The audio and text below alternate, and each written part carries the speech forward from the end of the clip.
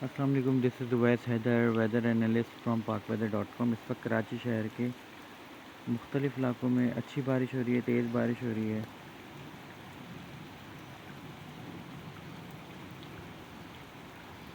कराची के शहरी काफ़ी दिनों से इंतज़ार कर रहे थे कि कराची शहर में बारिश कब होगी, तो ऑलमोस्ट 1.5 महीने बाद बारिशों का सिलसिला शुरू हुआ है।